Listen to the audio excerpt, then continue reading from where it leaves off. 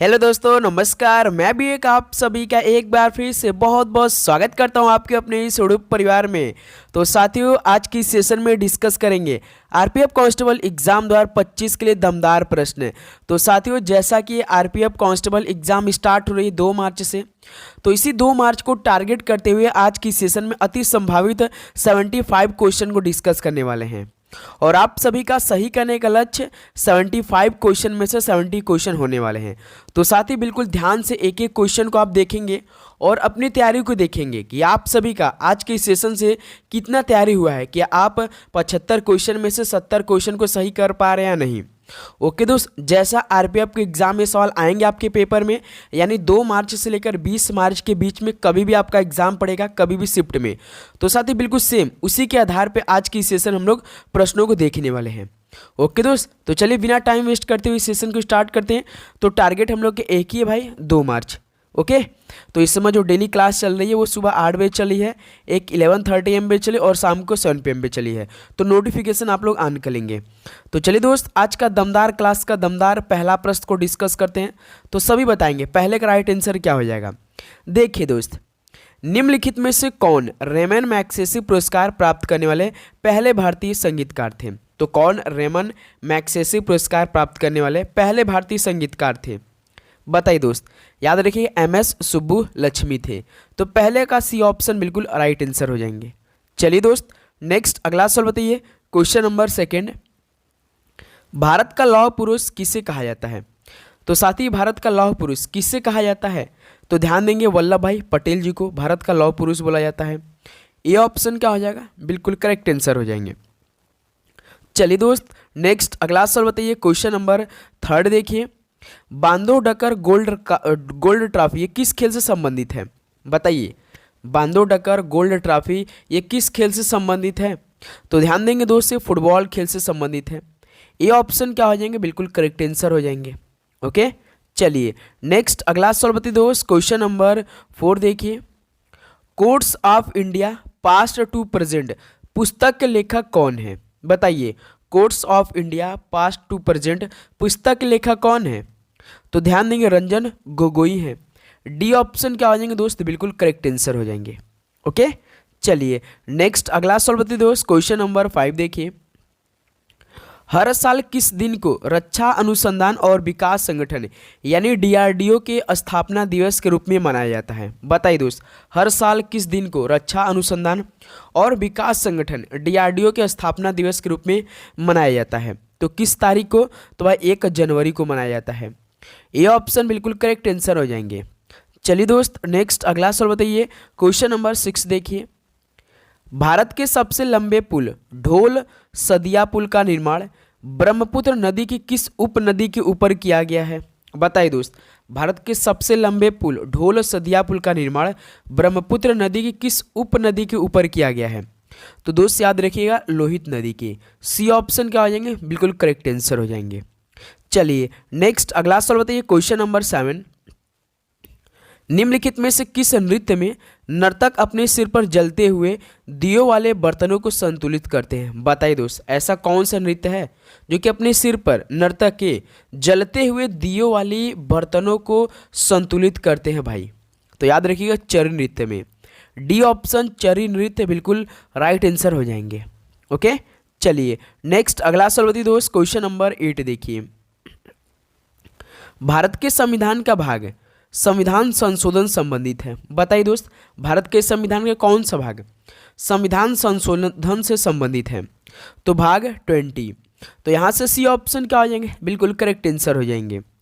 चलिए दोस्त, नेक्स्ट अगला सवाल बताइए। क्वेश्चन नंबर 9 देखिए, विश्व प्रसिद्ध नृत्यांगना गुलाबो सपेरा निम्नलिखित में से किस नृत्य शैली के लिए जानी जाती है, तो दोस्त जो विश्व प्रसिद्ध नृत्यांगना गुलाबो सपेरा है ये कालबेलिया नृत्य शैली के लिए जानी जाती हैं। सी ऑप्शन क्या हो जाएंगे, बिल्कुल करेक्ट आंसर हो जाएंगे। चलिए दोस्त, नेक्स्ट अगला सवाल बताइए। क्वेश्चन नंबर 10 देखिए, कौन सा पंच प्रयोग में से एक नहीं है, तो इनमें से पंच प्रयोग एक नहीं है कौन, बताइए। तो देखिए रुद्रप्रयाग है, कर्णप्रयाग है, नंदप्रयाग है, लेकिन सोनप्रयाग पंच प्रयोग में से नहीं है। तो यहाँ से ए ऑप्शन क्या हो जाएंगे, बिल्कुल करेक्ट आंसर हो जाएंगे। चलिए दोस्त नेक्स्ट अगला सवाल बताइए क्वेश्चन नंबर 11। मृणालिनी साराभाई को 1992 में निम्नलिखित में से किस पुरस्कार से सम्मानित किया गया था? बताइए दोस्त, मृणालिनी साराभाई को 1992 में किस पुरस्कार से सम्मानित किया गया था? तो याद रखिए पद्म भूषण से किया गया था। बी ऑप्शन क्या हो जाएंगे? बिल्कुल करेक्ट आंसर हो जाएंगे। चलिए दोस्त अगला सवाल बताइए क्वेश्चन नंबर 12 देखिए क्या दिया है। भारतीय सिविल सेवा के लिए अर्हता प्राप्त करने वाले पहले भारतीय का नाम बताइए। भारतीय सिविल सेवा के लिए अर्हता प्राप्त करने वाले पहले भारतीय का नाम बताना है। तो कौन थे? तो सत्येंद्र नाथ टैगोर थे। बी ऑप्शन क्या हो जाएंगे? बिल्कुल करेक्ट आंसर हो जाएंगे। ओके चलिए नेक्स्ट अगला सवाल बताइए क्वेश्चन नंबर 13। वर्ष 1965 में पद्मश्री प्राप्त करने वाले या वाली मृणालिनी साराभाई एक मान्यता प्राप्त कौन सी नृत्यांगना थी? तो भाई वर्ष 1965 में पद्मश्री प्राप्त करने वाले मृणालिनी साराभाई एक मान्यता प्राप्त कौन सी नृत्यांगना थी? तो याद रखिए भरतनाट्यम की थी। डी ऑप्शन क्या हो जाएंगे? बिल्कुल करेक्ट आंसर हो जाएंगे। चलिए दोस्त अगला सवाल बताइए क्वेश्चन नंबर 14 देखिए। उड़ीसा अक्सर किसके कारण प्राकृतिक आपदाओं का सामना करता है? बताइए दोस्त, उड़ीसा अक्सर किसके कारण प्राकृतिक आपदाओं का सामना करता है? तो भाई याद रखिए चक्रवात के कारण। बी ऑप्शन क्या हो जाएंगे? बिल्कुल राइट आंसर हो जाएंगे। चलिए नेक्स्ट अगला सवाल बताइए दोस्त क्वेश्चन नंबर 15 देखिए। निम्नलिखित में से किसने लोथल स्थल पर हड़प्पा सभ्यता के अवशेषों की खोज की थी? भाई किसने लोथल स्थल पर हड़प्पा सभ्यता के अवशेषों की खोज की थी? तो याद रखिएगा SR राव ने किया था। तो यहाँ से डी ऑप्शन क्या हो जाएंगे? बिल्कुल करेक्ट आंसर हो जाएंगे। चलिए नेक्स्ट अगला सवाल बताइए दोस्त क्वेश्चन नंबर 16। ऋग्वेद में निम्नलिखित में से किस नदी का उल्लेख नहीं है? तो ऋग्वेद में ऑप्शन में यदि आप जाएंगे तो गंगा की है, यमुना की भी है, सरस्वती नदी की भी है, लेकिन दोस्त नर्मदा नदी की नहीं है। तो डी ऑप्शन क्या हो जाएगा? बिल्कुल करेक्ट आंसर हो जाएंगे। चलिए अगला सवाल बताइए दोस्त क्वेश्चन नंबर 17 देखिए। बॉम्बे स्टॉक एक्सचेंज की स्थापना किस वर्ष में की गई थी? बताइए दोस्त, बॉम्बे स्टॉक एक्सचेंज की स्थापना किस वर्ष में की गई थी? तो ध्यान देंगे दोस्त 1875 में की गई थी। बी ऑप्शन यहाँ से बिल्कुल राइट आंसर हो जाएंगे। चलिए नेक्स्ट अगला सवाल बताइए क्वेश्चन नंबर 18 देखिए। मौर्य वंश ने किस वंश के शासनकाल के बाद मगध पर शासन किया? भाई मौर्य वंश ने किसके शासनकाल के बाद मगध पर शासन किया था? तो याद रखिए नंद वंश के। ए ऑप्शन क्या हो जाएंगे? बिल्कुल राइट आंसर हो जाएंगे। ओके चलिए नेक्स्ट अगला सवाल बताइए दोस्त क्वेश्चन नंबर 19 देखिए। निम्नलिखित में से कौन सा बाघ अभ्यारण्य सबरीमाला में संरक्षित स्थान पर स्थित है? तो कौन सा बाघ अभ्यारण्य सबरीमाला में संरक्षित स्थान पर स्थित है? तो दोस्त पेरियार। डी ऑप्शन क्या हो जाएंगे? बिल्कुल राइट आंसर हो जाएंगे। चलिए नेक्स्ट अगला सवाल बताइए दोस्त क्वेश्चन नंबर 20। डैश कोई भी खाद्य घटक या एक ही समान रचना के खाद्य घटकों का समूह है जो पशु जीवन के समर्थन में सहायता करता है? बताइए कौन भाई? जो कि कोई भी खाद्य घटक या एक ही समान रचना के खाद्य घटकों का समूह जो पशु जीवन के समर्थन में सहायता करता है। तो पोषक तत्व दोस्त, यहाँ से सी ऑप्शन क्या हो जाएंगे? बिल्कुल करेक्ट आंसर हो जाएंगे। चलिए नेक्स्ट अगला सवाल बताइए दोस्त क्वेश्चन नंबर 21। निम्नलिखित में से यहूदियों का धार्मिक पाठ कौन सा है? बताइए यहूदियों का धार्मिक पाठ कौन सा है? धम्मपद, तोराह, साहिब या त्रिपिटका? तो दोस्त याद रखिएगा तोराह है। बी ऑप्शन क्या हो जाएंगे? बिल्कुल राइट आंसर हो जाएंगे। ओके दोस्त, तो उम्मीद करूँगा दोस्त आपको हर एक प्रश्न काफ़ी अच्छी तरीके से समझ में आ रहे होंगे और भाई आप साथ में याद भी करते चल रहे होंगे क्योंकि समय बिल्कुल भी नहीं है RPF एग्ज़ाम 2025 के लिए। क्योंकि दोस्त आज 24 फरवरी है, 25, 26, 27, 28 4 दिन इस महीने में और 1 दिन उस महीने में, यानी टोटल आपके पास 5 दिन बाकी हैं। तो इन्हीं 5 दिन में आपको बहुत अच्छी तरीके से तैयारी करना है प्लस रिविजन भी करना है। ओके दोस्त, क्वेश्चन नंबर 22 देखिए। विश्व में सबसे बड़ा यूरेनियम उत्पादक देश कौन सा है? विश्व में सबसे बड़ा यूरेनियम उत्पादक वाला देश कौन सा है? तो दोस्त याद रखिएगा कजाकिस्तान है।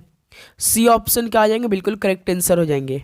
चलिए नेक्स्ट अगला सवाल बताइए क्वेश्चन नंबर 23।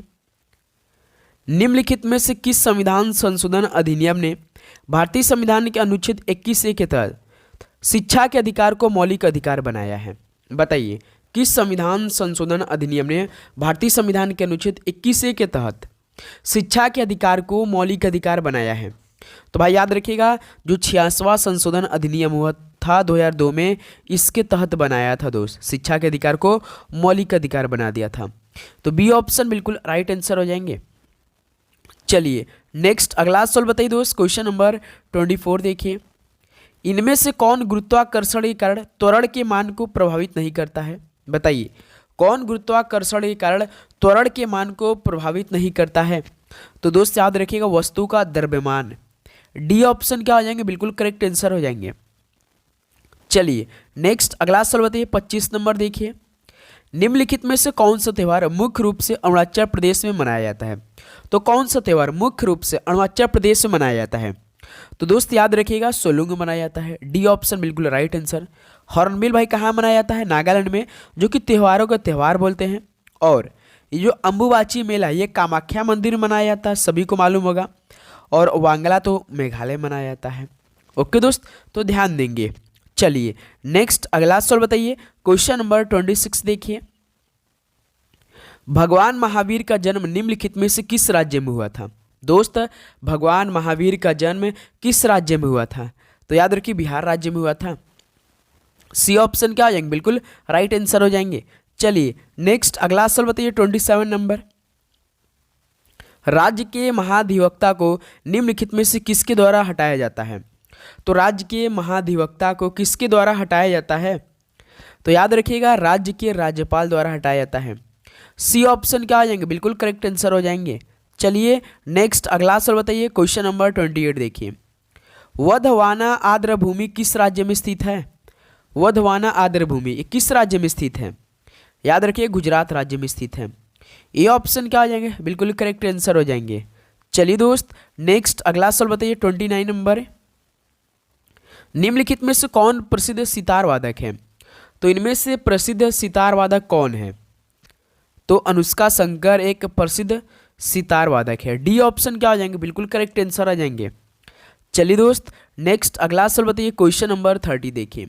तो साथ ही टारगेट इस बार हमें है कि जो सबसे अधिक आरपीएफ कांस्टेबल एग्जाम में जीके जीएस में 50 आ रहे हैं, तो भाई आपको टारगेट लेकर चलना है, कम से कम 40 प्लस लेकर चलना है। क्योंकि आरपीएफ एग्जाम में यदि आप पिछले पेपर का एनालिसिस किया होगा तो बिल्कुल बेसिक टू साथ ही थोड़ा सा मीडियम लेवल के सवाल पूछ देते हैं, उतना कठिन सवाल इसमें नहीं पूछा जाता है। तो जो आप इसमें पढ़ रहे हैं उसको बहुत पूरी तरीके से अच्छी तरीके से क्लियर कर लीजिएगा। ओके दोस्त, जितना आप पढ़ें बस उसको रिवीजन करिए दोस्त बहुत अच्छी तरीके से। जितना हम डेली का प्रीवियस ईयर के सवाल करा रहे हैं क्लास में 11:30 AM पे, उसको जरूर देखिएगा दोस्त, आपको काफ़ी बेनिफिट मिलने वाली है। तो ध्यान देंगे सभी दोस्त। ओके देखिए, बाबर के संस्मरण में तुजुक ए बाबरी को किस भाषा में लिखा गया था? बाबर के संस्मरण में तुजुक ए बाबरी को किस भाषा में लिखा गया था? तो दोस्त तुर्की भाषा में लिखा गया था। डी ऑप्शन बिल्कुल राइट आंसर हो जाएंगे। चलिए अगला सवाल बताइए, क्वेश्चन नंबर 31। भारत के संविधान में निहित स्वतंत्रता, समानता और बंधुत्व के आदर्शों को किस देश के संविधान से लिया गया है? भारत के संविधान में निहित स्वतंत्रता, समानता और बंधुत्व के आदर्शों को किस देश के संविधान से लिया गया है? तो फ्रांस देश के संविधान से लिया गया है। सी ऑप्शन बिल्कुल राइट आंसर हो जाएंगे। चलिए दोस्त अगला सवाल बताइए, क्वेश्चन नंबर 32 देखिए। मानव शरीर के निम्नलिखित में से किस भाग में रस संवेदी ग्राही यानी गैस्ट्रेटरी रिसेप्टर होती है? तो मानव शरीर के किस भाग में रस संवेदी ग्राही गैस्ट्रेटरी रिसेप्टर होती है? तो दोस्त याद रखिएगा, जीभ में होती है। सी ऑप्शन बिल्कुल राइट आंसर हो जाएंगे। चलिए नेक्स्ट अगला सवाल बताइए, क्वेश्चन नंबर 33 देखिए। मीनांडर जिसे पवित्र व्यक्ति नागसेन द्वारा बौद्ध धर्म में परिवर्तित किया गया था, ये किससे संबंधित है? बताइए। मीनांडर जिसे पवित्र व्यक्ति नागसेन द्वारा बौद्ध धर्म में परिवर्तित किया गया था, तो दोस्त ये किससे संबंधित है? तो भाई याद रखिएगा, भारतीय यूनानी शासक से संबंधित है। बी ऑप्शन बिल्कुल राइट आंसर हो जाएंगे। चलिए नेक्स्ट अगला सवाल बताइए, क्वेश्चन नंबर 34। किंग खालिद अंतर्राष्ट्रीय हवाई अड्डा किस देश में स्थित है? किंग खालिद अंतर्राष्ट्रीय हवाई अड्डा किस देश में स्थित है? तो सर जी सऊदी अरब में स्थित है। डी ऑप्शन क्या हो जाएगा भाई? बिल्कुल करेक्ट आंसर हो जाएंगे। चलिए नेक्स्ट अगला सवाल बताइए, क्वेश्चन नंबर 35। आत्मनिर्भर के उद्देश्यों को पहली बार ये किस पंचवर्षीय योजना में शामिल किया गया था? आत्मनिर्भर के उद्देश्यों को पहली बार किस पंचवर्षीय योजना में शामिल किया गया था भाई? तो तृतीय पंचवर्षीय योजना में। तो इसकी टाइम पीरियड कब से कब थी 1961 से लेकर 1966 के बीच थी। ओके दोस्त, चलिए नेक्स्ट अगला सवाल बताइए, क्वेश्चन नंबर 36 देखिए। वर्ष 2000 में किस समिति की अनुशंसा पर तरलता समायोजन सुविधा यानी लिक्विडिटी एडजस्टमेंट फैसिलिटी को अपनाया गया था? बताइए, वर्ष 2000 में किस समिति की अनुशंसा पर तरलता समायोजन सुविधा को अपनाया गया था?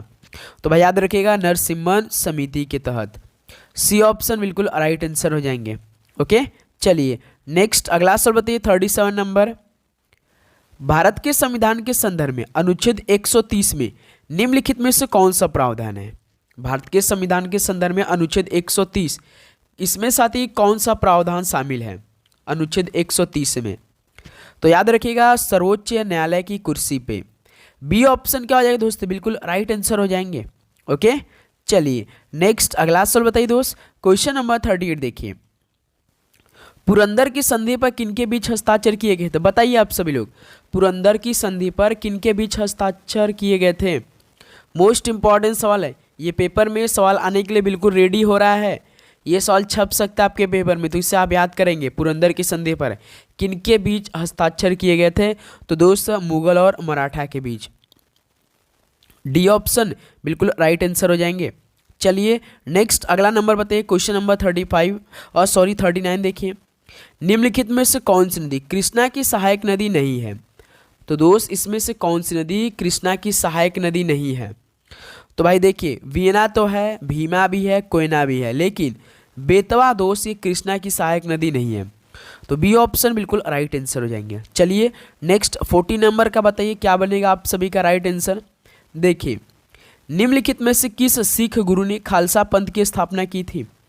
तो भाई किस सिख गुरु ने खालसा पंथ की स्थापना किया था? तो याद रखिए, गुरु गोविंद सिंह ने किया था। डी ऑप्शन बिल्कुल राइट आंसर हो जाएंगे। चलिए नेक्स्ट अगला सवाल बताइए, क्वेश्चन नंबर 41 देखिए। प्रोटीन अणुओं का निर्माण खंड कौन सा अम्ल है? बताइए, प्रोटीन अणुओं का निर्माण खंड कौन सा अम्ल है? तो अमीनो अम्ल है। तो यहाँ से बी ऑप्शन क्या हो जाएंगे? बिल्कुल राइट आंसर हो जाएंगे।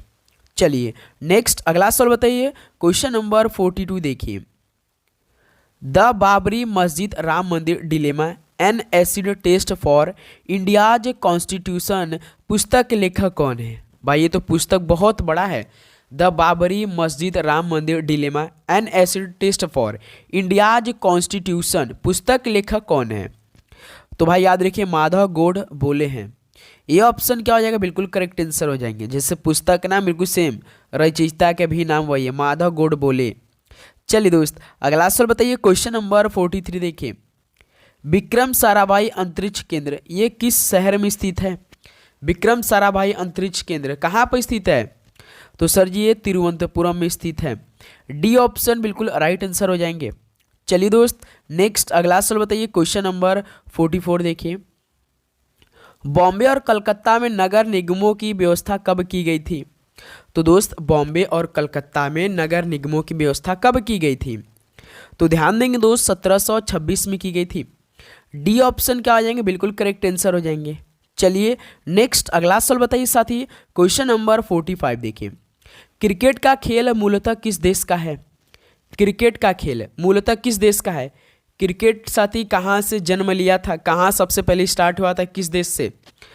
तो सर जी ये तो अंग्रेज से स्टार्ट हुआ था, यानी इंग्लैंड से स्टार्ट हुआ था। ये ऑप्शन बिल्कुल राइट आंसर हो जाएंगे।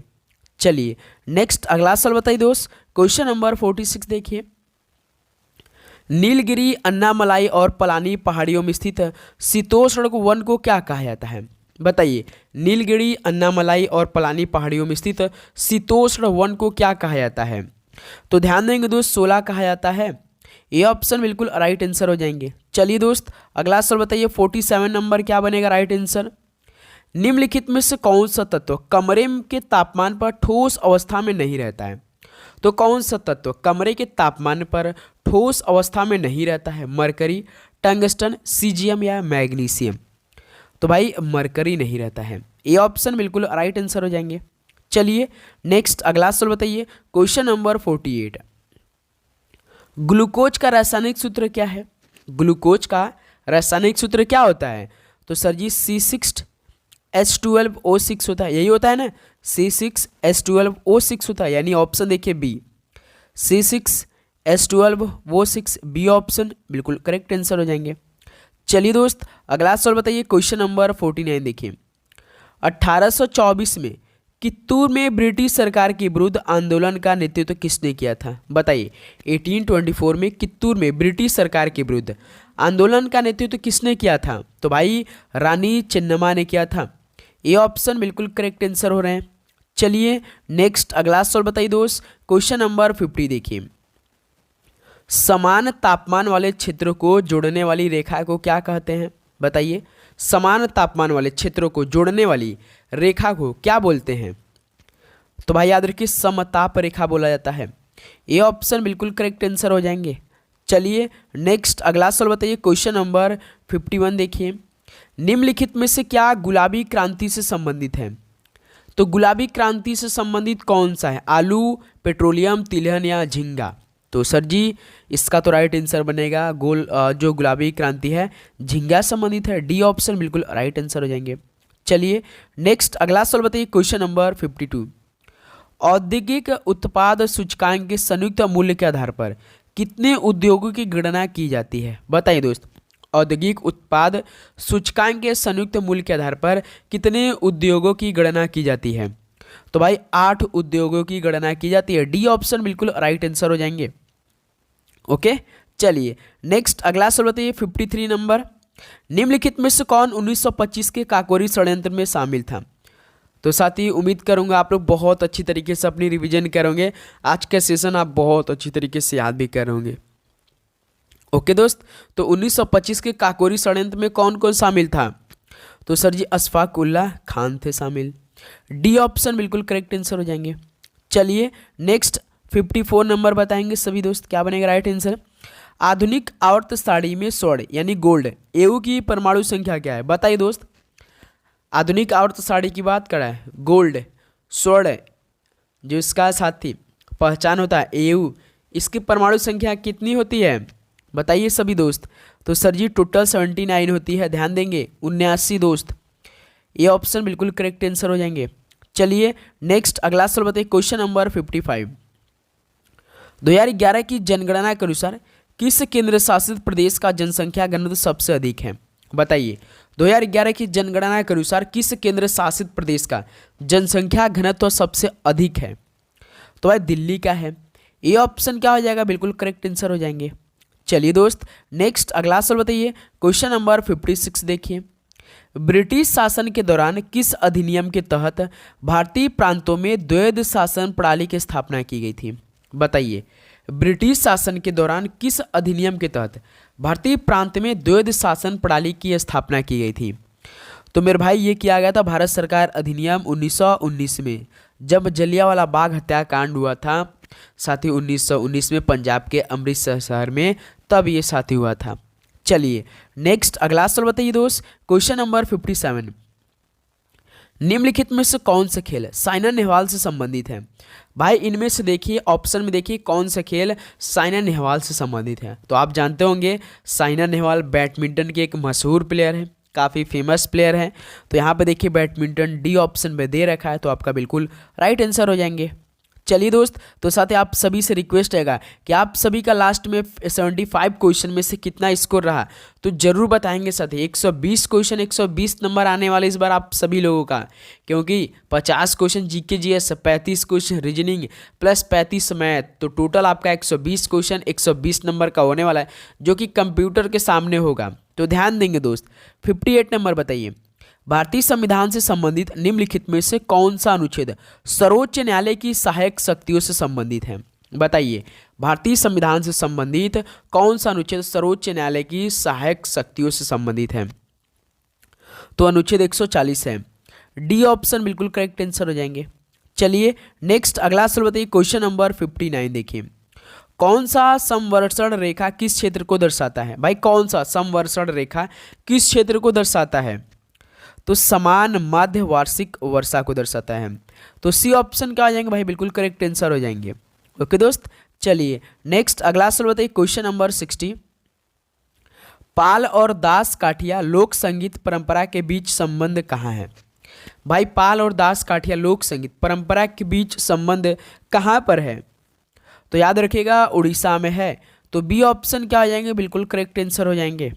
ओके दोस्त, चलिए नेक्स्ट अगला सवाल बताइए। क्वेश्चन नंबर 61 देखिए। एल्कोहलिक पेय पदार्थों में मुख्य तत्व कौन सा होता है? भाई एल्कोहलिक पेय पदार्थों में मुख्य तत्व कौन सा होता है? तो याद रखिए एथेनॉल होता है। तो सी ऑप्शन क्या हो जाएंगे? बिल्कुल करेक्ट आंसर हो जाएंगे। ओके, चलिए नेक्स्ट अगला सवाल बताइए। क्वेश्चन नंबर 62 देखिए। निम्नलिखित में से कौन संवैधानिक संस्था नहीं है? तो भाई इनमें से कौन संवैधानिक संस्था नहीं है? ध्यान देंगे आप लोग। जो राष्ट्रीय मानवाधिकार आयोग होते हैं ये साथ ही संवैधानिक संस्था नहीं है। तो डी ऑप्शन क्या बनेंगे इस सवाल का? बिल्कुल राइट आंसर। चलिए नेक्स्ट अगला सवाल बताइए 63 नंबर दोस्त। निम्नलिखित में से कौन तीस्ता नदी का स्रोत है? तीस्ता नदी का स्रोत बताइए कौन सा इनमें से? तो जो साथी जेमू हिमनद है ना, ये तीस्ता नदी का स्रोत है। तो बी ऑप्शन क्या हो जाएंगे? बिल्कुल करेक्ट आंसर हो जाएंगे। चलिए नेक्स्ट अगला सवाल बताइए। क्वेश्चन नंबर 64 देखिए। सदन के दोनों सदनों की संयुक्त बैठक की अध्यक्षता कौन करता है? बताइए दोस्त, सदन के दोनों सदनों की संयुक्त बैठक की अध्यक्षता कौन करता है? तो भाई याद रखिएगा लोकसभा अध्यक्ष करते हैं। तो बी ऑप्शन क्या आ जाएंगे? बिल्कुल करेक्ट आंसर हो जाएंगे। चलिए नेक्स्ट अगला सवाल बताइए दोस्त। क्वेश्चन नंबर 65 देखिए। लाइपेज का क्या कार्य है? भाई लाइपेज का क्या कार्य होता है, बता सकते हैं आप लोग? तो याद रखिएगा पैसिकृत वसा को बाधित करना होता है लाइपेज का काम है। बी ऑप्शन बिल्कुल राइट आंसर हो जाएंगे। ओके, चलिए नेक्स्ट अगला सवाल बताइए। 66 नंबर देखिए। निम्नलिखित में से क्या एक उष्णकटिबंधीय दृढ़ काष्ठ वृक्ष का उदाहरण है? तो क्या इनमें से एक उष्णकटिबंधीय दृढ़ काष्ठ वृक्ष का एग्जाम्पल है? तो साथ ही महोगनी वृक्ष है ये, याद रखिएगा उष्णकटिबंधीय दृढ़ काष्ठ वृक्ष का एग्जाम्पल है। डी ऑप्शन बिल्कुल राइट आंसर हो जाएंगे। चलिए नेक्स्ट नंबर बताइए 67। निम्नलिखित में से कौन एशिया महाद्वीप को उत्तरी अमेरिका से अलग करता है? बताइए कौन एशिया महाद्वीप को उत्तरी अमेरिका से अलग करता है? तो मेरे दोस्त याद रखिएगा बेरिंग जलडमरू मध्य करता है।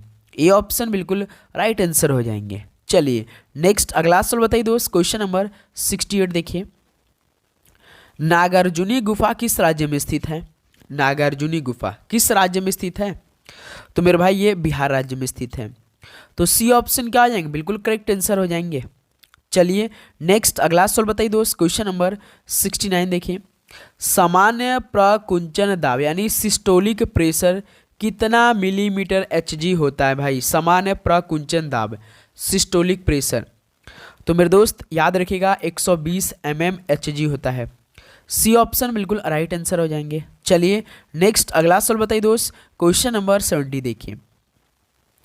किस नामक अपवर्तनांक सेंध यानी सेंध नमक क्या कहलाता है? बताइए दोस्त किस नामक अपवर्तनांक सेंध यानी सेंधा नमक कहलाता है?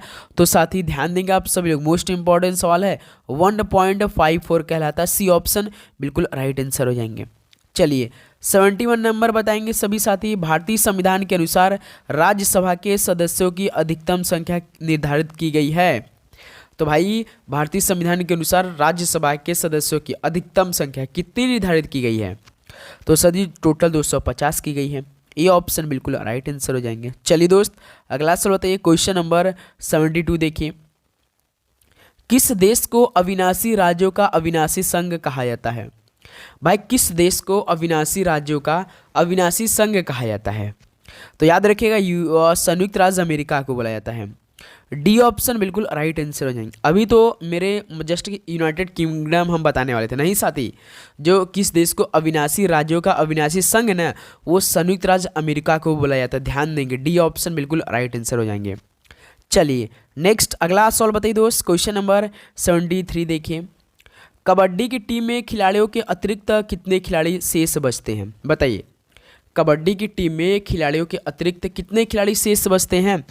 तो दोस्त 7 खिलाड़ी बचते हैं। बी ऑप्शन बिल्कुल राइट आंसर हो जाएंगे। चलिए नेक्स्ट अगला सवाल बताइए दोस्त। क्वेश्चन नंबर 74 देखिए।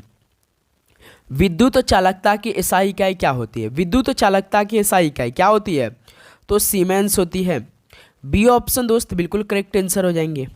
चलिए नेक्स्ट अगला सवाल बताइए 75 नंबर देखिए। निम्नलिखित में से कौन सा राज्य भारतीय संघ का 17 यानी 17वां राज्य बन गया था? भाई कौन सा राज्य भारतीय संघ का 17वां राज्य बन गया था? तो हरियाणा राज्य बन गया दोस्त। ये ऑप्शन बिल्कुल राइट आंसर हो जाएंगे। तो साथ ही फाइनली टोटल 75 क्वेश्चन कंप्लीट कर चुके हैं। तो अब आप सभी बताएंगे दोस्त कि आपका कितना स्कोर रहा आज की सेशन से, पूरी ईमानदारी के साथ बताएंगे। चलिए स्कोर तो ठीक साथ ही आपका बना है, आपका एक एक कमेंट बहुत अच्छा सा आ रहा था। तो साथ ही आपसे यही रिक्वेस्ट करेंगे, आप डेली का डेली क्लास ज्वाइन करेंगे अब यहाँ से 5 दिनों के लिए। जो मोस्ट इंपॉर्टेंट जो सवाल हम आपके लिए कराएंगे साथ ही उसको बहुत अच्छा तरीके से आपको क्लियर करना है। ओके दोस्त, तो ध्यान देंगे आप लोग एक एक क्वेश्चन को काफ़ी अच्छी तरीके से। तो उम्मीद करूँ दोस्त आज का सेशन आपको बहुत हेल्पफुल लगा होगा और आपने एक एक क्वेश्चन को याद किया होगा। तो साथ ही चैनल पे नहीं तो सब्सक्राइब करके लाइक करना नहीं भूलेंगे और नोटिफिकेशन करना नहीं भूलेंगे। तो साथ ही बेल घंटा जरूर ऑन करेंगे, जब भी क्लास हम आपको प्रोवाइड करें तो आपके पास सबसे पहले नोटिफिकेशन जाए। ओके दोस्त, तो चलिए मेरे भाई आज इस सेशन को यहीं पे समाप्त करते हैं। मिलते हैं एक और नए सेशन के साथ। सभी को जय हिंद, वंदे मातरम। पढ़ाई करते रहिए। All the very best. धन्यवाद।